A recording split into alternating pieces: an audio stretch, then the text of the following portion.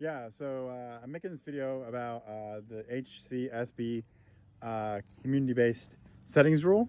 It's coming into effect here very shortly, and my perspective on that rule for what it can impact, for what it can mean for me, and impact me with my services with autism in the state of Indiana. And so first of all, when I think of settings rule, I think of I'm very big on behavior analysis. So I'm very big on social skills and context. So social context is something we talk a lot about with social skills. And so when I think of settings rule, anytime I hear the word settings, I think of context. So, and one of the beautiful things about the settings rule is it wants community engagement. Now, what does community engagement mean? So, my experience with services is that I don't always have the same definition of community engagement that my staff has, or that my case manager has, or that my behavior consultant has, or that my PAC staff, DSPs have. For those of you that aren't in Indiana and don't know what PAC is, but PAC is basically a DSP that takes you out and in the community and supposedly helps you foster meaningful relationships within the community. So when I think of settings rule, community engagement to me means that you're going out into the community and fostering and building relationships with other people within the community. And too often, it has been my experience that from a service standpoint, from a provider standpoint, providers often feel like that providing you with a relationship with them is community engagement. So I struggle to find providers who are comfortable and willing to help me engage with other people, like in the community. So like, for example, the cashier at Walmart, or, if say we go to the zoo, saying hi to a group of people at the zoo, just fostering a relationship and building a relationship. So too often I run into scenarios where my support staff wants to do things with me, like they want to hang out with me, and they want to like take me to the YMCA and shoot some baskets and play basketball with me, or they want to, they want to go bowling with me, or they want to take me to Walmart and help me find some groceries and go shopping with me, or they'll take me to a movie at the movie theater. And there's nothing wrong with hanging out. However, when it comes to developing a life and person-centered planning, we want to help teach someone who has a disability, developmental disability in particular. We want to teach them, how do we develop our own life? So like I don't want them to develop the life for me. I don't want them to provide the companionship for me. I want them to teach me how to get companionship on my own, and build friendships on my own. And so that is very important to me. And I'm so hopeful that the settings rule will help us identify the context of what we are doing with services. So, like, for example, you could take me, I have Asperger's syndrome, what used to be Asperger's syndrome, now level 1 autism, and you could take me to Walmart. And one of our goals in the plan, might be to help me purchase groceries at Walmart, which, that's a noble goal for someone on the spectrum. But we got to start being more person-centered than what we are. So we have to look at the individual, right? So the problem with that goal for me is that my parents had me in the grocery store. They would send me into the grocery store by myself when I was 12 years old, and I would go get whatever they needed sometimes at the grocery store. So I've been navigating Walmart, since I was 12 years old on my own, and kind of like purchasing my own groceries and like purchasing my own supplies at Walmart, because that's what my parents had me doing. And so when you think of a settings rule, I think of, that's not necessarily applying what my staff is doing with me now at the age of 35, 36, by taking me to Walmart and helping me purchase groceries, isn't necessarily my interpretation of applying the settings rule. Now, let's use an example. If we were to use that same concept of going to the grocery store, and my staff were there to help me, like say I needed to, just for an example, you can pretend to not know where something is, and you can approach somebody that works at Walmart and ask them for advice on finding something. That's a social skill. Now we're talking social skills, and now we're practicing human interaction. Or instead of like going through checkout with the purpose of helping me pay for my groceries, we can go through checkout and practice having a social conversation with the cashier, right? So, that's extremely, extremely important to me, that we are doing things that are have social value. So we talk a lot about social value and behavior analysis, and with autism and social skills. In order to be person-centered, we have to do services that have social value to the client. So for me, having someone go to Walmart with me and go through checkout and help me count my money and pay for my food and my groceries, it's not socially valuable to me, because I can do it on my own. And so what would be valuable to me socially is if I had staff that went through the checkout with me and just help me start a small talk conversation with the cashier and build a connection with the cashier. Now I'm not saying that we're gonna get the cashier's phone number or anything like that. But what we can do is practice building conversations and developing social relationships within the community. So too often for me, I've run into scenarios where my staff wants to help me have fun, and that's great. I applaud that. My staff wants to hang out with me and help me have fun. That's awesome. But from a service standpoint, let's look at settings. Think of settings and think of context. Are we really comfortable paying for services from a taxpayer standpoint? Are we comfortable paying for services where someone is just there to have fun with you? Or would we rather pay for services where someone comes and teaches you how to find other people to hang out with and have fun with you? So another example is, for example, I'm often taken to, by my PAC staff or by my DSP, I'm often taken to a cooking class. And it's more of you got to look at where someone is functioning on the spectrum, right? So when you go to this cooking class, they tend to drive me there, and stuff like that. So they drive me there, and then they help me. They sit through the class with me, and they might cook with me. So basically, they get to attend the cooking class too, which is fine. They definitely it's more of they're there as a chaperone to chaperone my cooking class. And again, let's look at context here. If I want to go to a cooking class, I can pick up the phone, Google some stuff, and find out where's this cooking class at. Okay, I know where this is at now. I'm going to drive my car. I'm going to get there because I can drive. And I can attend the cooking class by myself. I don't need, what I'm saying is, I'm not necessarily needing support in taking the cooking class.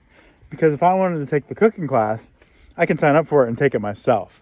So that shouldn't be for me. Again, there are people on the spectrum who would need that kind of support. But we have to look at where people are at on the spectrum. So for me, it's out of context. A more valuable goal would be to, if you're going to take me to a cooking class, practice social interactions at the cooking class, right? So practice talking to the cooking instructor, practice talking to the classmates, and things like that. So too often, I'm running into the scenario where my staff is focused on an adaptive living skill, like cooking or shopping at Walmart, finding your groceries and checking out and paying for your bill, things like that. And to me, I guess my interpretation of that is that an adaptive living skill isn't necessarily community engagement. To me, community engagement means building social relationships. But again, don't get me wrong. You have to understand that daily living skills are very important. Very, very, very important. But you have to look at where's someone at on the spectrum, and how do we meet them where they're at? So settings, context, where is the person at? How do we design services that meet them where they're at and then help them grow? So that's very, very important to me. Now, I have trouble functioning. Yes, I have a lot of issues with maintaining laundry, cleaning my house. I don't do my own shopping very often anymore. Those are things that I struggle with, but I want to clarify that. And I want people to understand, because we know that people with autism often have comorbid mental health issues. So I have a tremendous amount of anxiety and a tremendous amount of depression. My issues with daily living skills do not stem from developmental disability. My issues with daily living skills are a motivational problem, and they stem from the depression that is associated with being on the autism spectrum and not understanding how to develop social relationships. Um, and so, um, again, from a developmental disability standpoint, like, we don't want to spend our taxpayer money teaching me, think a person centered. Like, I'm not talking about all people with autism, I'm talking about me. We don't want to spend our taxpayer money paying someone to teach me how to shop, or paying someone to teach me how to cook, or paying someone to help me do laundry, because those are all skills that I have developmentally and can do on my own. They're in my repertoire, but I lose them sometimes because of the depression and the lack of motivation to do them. So that's a very important concept. So settings rule to me would be that we're working on social engagement opportunities within the community. Now, we can use those daily adaptive living skills, and very often you have to use those daily adaptive living skills to foster social relationships and build social relationships. And so that's very important. So I want us to start thinking of community engagement as more advanced social skills, like building social relationships, instead of daily living skills. Now, again, like, don't get me wrong, daily living skills are very important, and we have to teach those for a lot of people on the spectrum. But let's make sure we understand. We always talk about, in behavior analysis, we talk about function of the behavior. So there's so many things going on here. We have to understand the function of why Travis struggles with daily living skills. Travis doesn't struggle with daily living skills because he is developmentally delayed or has a developmental disability. Travis struggles with daily living skills because of a mental illness, because of depression. And so we have to understand that contextually and settings rule-wise. Now, this is kind of combining the mental health system with the developmental disability system, but settings rule-wise and contextually, we would want to approach the daily living skill issue for me with mental health intervention. And even deeper than that, sadly, people often misinterpret, in my opinion, what mental health intervention is. So, for someone with autism. So mental health intervention looks different for someone with a developmental disability than it does for many other people. When I am depressed, it's not necessarily a chemical imbalance, I don't think. I think it's more of the social aspect of feeling socially isolated, socially withdrawn, loneliness, and things like that creates my depression. And so, oftentimes, for example, when I'm suicidal, people want to take me to the hospital and put me inpatient for 3 days to make sure I don't kill myself. But my opinion is that is not what I need at all, and that magnifies the situation and makes it worse, because the reason I'm suicidal is because of a lack of socialization. And when you lock me up in a hospital, you take away my cell phone, and you withdraw me from the social world, you're making my depression worse and making my suicide ideation worse. So, you end up having to mask a lot in the inpatient unit. Like, I've learned what to say, to get out as quickly as I can to the doctor. I've learned what to say. So, just because it's not a good environment for me to be in. And again, here's another avenue, another thing I'm thinking about, settings rule. So settings include all settings, right? So not just when someone is not suicidal, but also when someone is suicidal, we should apply the settings rule and understand context. So if the concept is, think about this, does it make sense to lock someone up who is having suicide ideation, if, when you think about the concept of the settings rule being, we're going to take someone out of the institution and help them live within the community. So it's like just because we throw this contingency in there, that to where we think someone is, they're suicidal, so they need locked up to protect themselves. We need to do a better job as a society at protecting folks without locking them up and making them feel like they're going to jail. And so that's kind of maybe a little different spin on the settings rule, but like, when you think of settings rule, the idea, just because they're suicidal doesn't mean we shouldn't be applying the settings rule. So when I think of settings rule, I'm thinking like, let's get me out of the hospital. If I'm suicidal, take me out and do some social engagement activities with me. Help me meet some folks, which we should be doing anyway. It shouldn't just be when we're suicidal, but help me. We need to intensify the social engagement when I'm suicidal to help me bridge down and come down from that suicide ideation and get back to normal regulation. And so I think it's very important. When I think of settings rule too, even when you are in the inpatient unit, when you go to the inpatient unit, I go in there for developmental disability, for autism and depression. So I'm suicidal because I'm not feeling socially connected.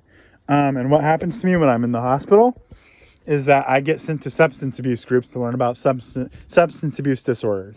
Now, obviously, there's nothing wrong with that. It's good to learn about. But like, I need autism-specific groups within the inpatient unit if I'm going to be in there. Settings, context.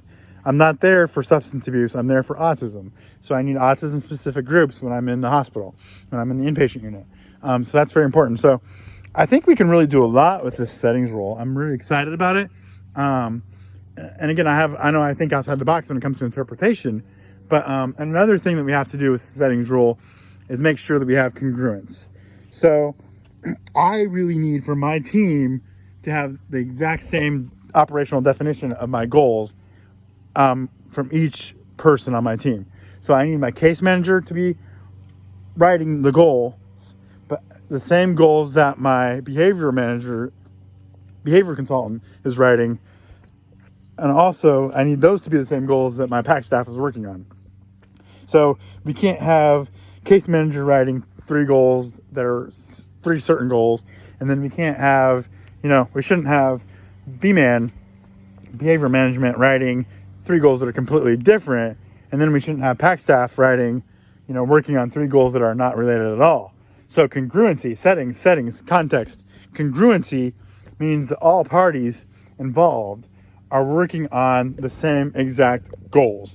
And it's very important to me that we have, a really good operational definition of what those goals are, because that's really super, super duper important to me, that we're all working on the same goals, we're all on the same team, we're all on the same page, and we're all working together. So congruency within the system, congruency between all providers and working on the same goals and working on, the same issues that I need to work on. And so, yeah, I think, I think that we have to work on, I see the settings rule as a tool to mental health prevention. What's happened to me is I've often had to work on skills that are lower functioning than where I'm at. And so what happens is I'm wanting to learn to be higher functioning and learn how to build social relationships. Unfortunately, I've never seen any goals in my treatment plans until recently by my new behavior management person, to where we're building social relationships. All the goals in my treatment plans for the past 10 years have been daily living skills. And like, sometimes I feel like people are just writing goals to be writing goals because they think that's what they're supposed to be doing. And they don't take time to evaluate me to say, oh, Travis kind of knows how to do that. Maybe we shouldn't be working on this. Maybe we should work on something else. So for me, part of the settings rule would be including a very person-centered evaluation by the team to determine what goals I want to work on and what goals I, would like to have in my treatment plan. And I need to have heavy input into that. And the other thing that has to happen, if we're going to have a settings rule, we need to make sure that the mental health team is included in that as well. They need to understand the settings rule, the context that's involved in that, and help me mental health wise in the same context that my developmental staff is helping me with, so that we can be on the same page and work towards progress and growing and learning social skills and building social relationships. That is super duper important to me. So yeah, I definitely see a ton of potential with the settings rule. I think that we can definitely apply it to autism and developmental disability, but I also think it can be applied to comorbid issues. And in particular, where I see it being very effective is when someone is in crisis. We shouldn't necessarily remove them from their environment when they are in crisis, unless we absolutely have to. Instead, we need to respond for their plea for help with developmental issues like social skills and things like that. So that's super important to me. Settings role also for me means being able to practice the social skills that I like to learn or that I want to learn within a certain context or environment that I want to learn them in.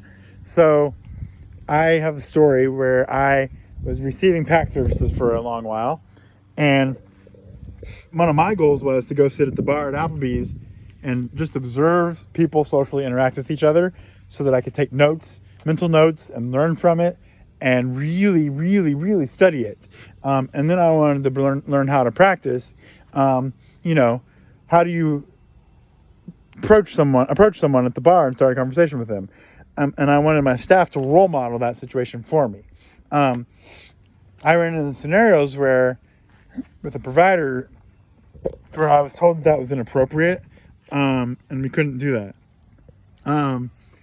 However, when I did push the envelope and advocated for myself and really pushed them to do that for me, they suspended my services and said that they would only see me if I didn't want to do that, which was kind of frustrating. And so I think that you have to really, when it comes to settings role, we need to start listening more to self-advocates because they understand probably more so than anyone else what environments they struggle in and what settings they struggle in. So if we can apply the settings role and let them apply the settings role and teach the staff where we need to go to apply the settings role, then I think we're going to see some real progress. And what we want to do is we want to spend money, taxpayer money, on goals that have social value. So for me, like I say, I preach it all the time, but we don't want to spend money on goals that are lower functioning, like daily adaptive living skills. I want to spend money on more advanced social thinking skills, building social relationships, getting to know people, and things like that. So yeah, it's setting role has the potential to be a really, really awesome idea, an awesome thing if we do take the right steps to implement it. But again, training. So when I think of settings too, I'm thinking that I need my provider to interpret the settings rule in the same way that the state of Indiana interprets the settings rule. So I need my providers to understand it needs to be applied in the same way that the state is intending for it to be applied. Because if the providers don't understand or interpret it the right way, then all bets are off and it's out the window. So congruency between provider and state is going to be very important. Like what does the state expect from a provider when providing, when implementing the settings rule? So I think we're going to see some. I know the leadership in the state of Indiana, so I'm certain we're going to see some really, really detailed, ideas and definitions of how to apply the settings rule. And I think that if providers are willing to listen with an open ear and are really truly interested in providing person-centered services, that we will see great outcomes in the state of Indiana. And I think it's important that we have providers that really want to be the leaders and go above and beyond. So like providers that they take this definition from the state, but they say, okay, well, wait a minute, that's pretty cool. That's awesome. We can do that. But we're going to go a step above that and do even better because we're going to set the bar for other providers. Because we want to provide, person-centered services for people with disabilities. So the settings rule has a direct relationship to person-centered planning. It's going to magnify person-centered planning. It's going to make it even better, and it's going to really improve our developmental disability services in the state of Indiana. And I'm really excited about that. So we definitely have to keep pushing forward and trying to really keep on people to study the settings rule and to make provide their own insight to it and to really help us grow as a state. So I want to thank you for watching this video, and that's kind of my first initial thoughts on the settings rule, and I hope you enjoy.